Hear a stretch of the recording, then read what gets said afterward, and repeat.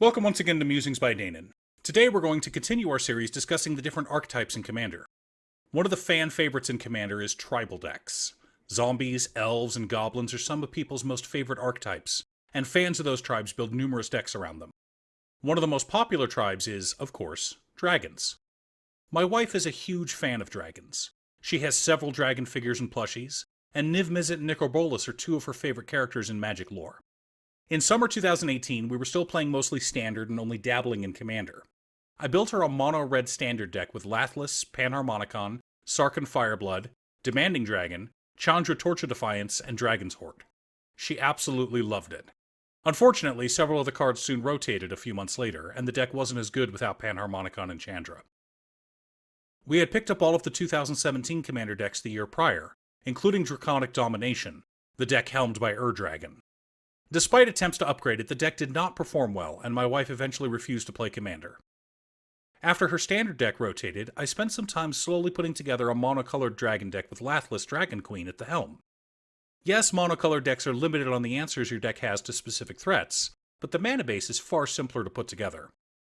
We've upgraded the deck quite a bit since then, and it remains one of my wife's favorite Commander decks. So for this video, we're going to go over a nice, simple budget build of Lathliss, and then talk about my wife's current build. There are several cards in her deck that are fairly pricey, but they are all solid upgrades. As far as the budget version is concerned, we need to keep in mind our usual checklist. 50 pieces of ramp, however dragons are expensive so will probably be a bit high. 10 pieces of card advantage, 8 to 10 pieces of spot removal, 2 to 3 board wipes, plenty of options in red that leave flyers alone, 2 pieces of graveyard hate, and 1 sudden I win card.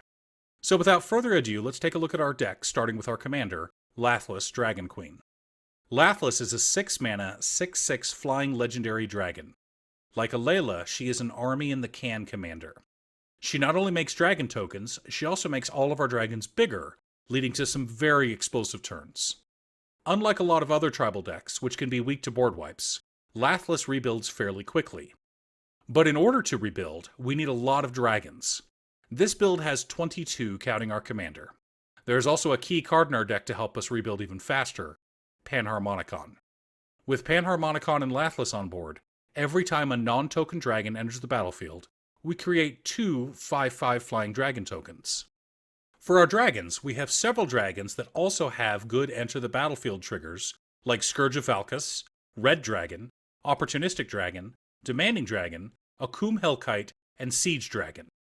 Archwing Dragon, though we have to recast it every turn, helps trigger our commander every turn.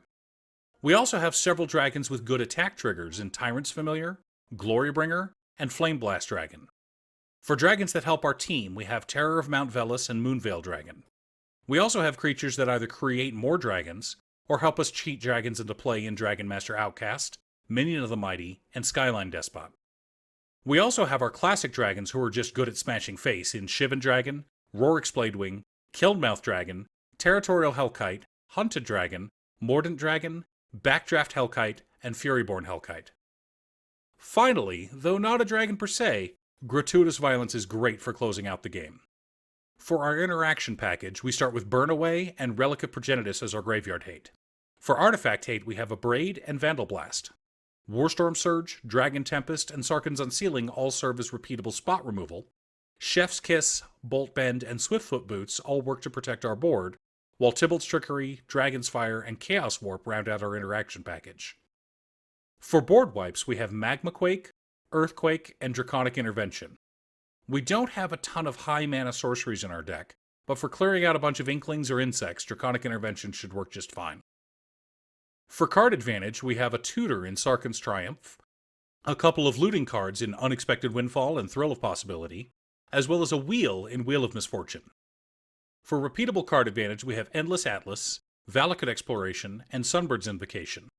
We also have several cards that serve as both mana ramp and card advantage in Sarkhan Fireblood, Commander's Sphere, Dragon's Horde, Solemn Simulacrum, Orb of Dragonkind, Mindstone, and Hedron Archive.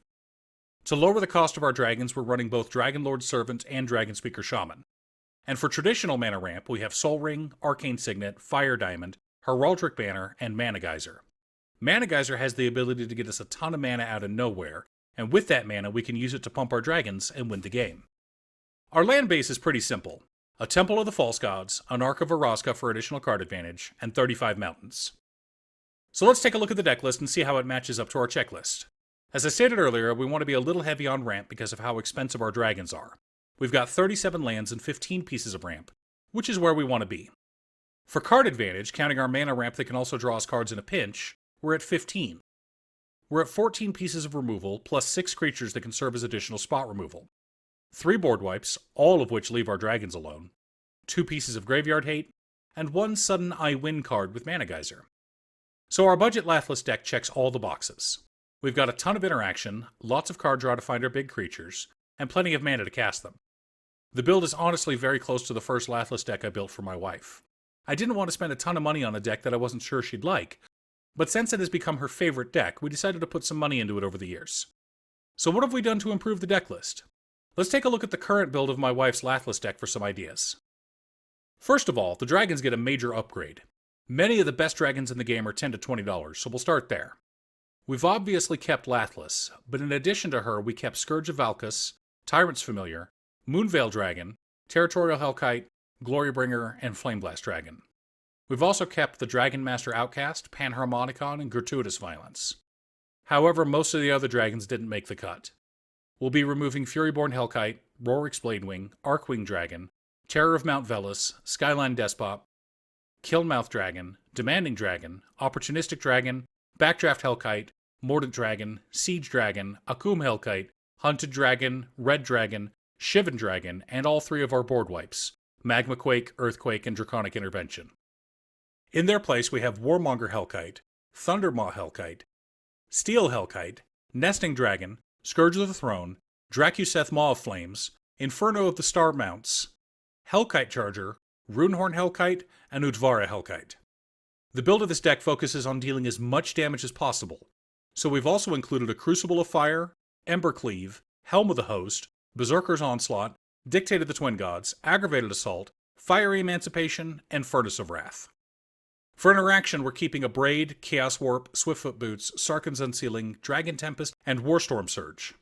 However, we'll be dropping Dragon's Fire, Bolt Bend, Tybalt's Trickery, Relic of Pacinitas, Chef's Kiss, Vandal Blast, and Burn Away. My wife is more of a fan of stacks pieces, so we've got Blood Moon, Ugin the Ineffable, and God Pharaoh Statue. We're also adding a Red Elemental Blast, Pyrohemia, and Lightning Greaves. For card advantage, we're keeping Sunbird's Invocation, Endless Atlas, and Sarkhan's Triumph. We're replacing Wheel of Misfortune with the original Wheel of Fortune, but if that's out of the budget for you, just keep Wheel of Misfortune in your list. We're also dropping Thrill of Possibility, Unexpected Windfall, and Valakut Exploration, but adding the Immortal Sun. For mana ramp, we are keeping Dragonlord Servant, Dragonspeaker Shaman, Soul Ring, Fire Diamond, Arcane Signet, Dragon's Horde, Orb of Dragonkind, and Sarkhan Fireblood. We'll be dropping Heraldric Banner, Minion of the Mighty, Mindstone, Hedron Archive, Commander's Spear, Solemn Simulacrum, and Mana Geyser for Caged Sun, Ruby Medallion, Urza's Incubator, Herald's Horn, Chandra Torch of Defiance, Fires of Invention, and Thrawn Dynamo. Rounding out our mana ramp are Mana Crypt, an Extraplanar Lens, and a Gauntlet of Power. So because we've included an Extraplanar Lens, we've swapped all the basic mountains with snow-covered mountains. We've kept the land count the same, but included a Haven of the Spirit Dragon and a Crucible of the Spirit Dragon. This deck doesn't have as much interaction as the budget version, but my wife prefers it that way.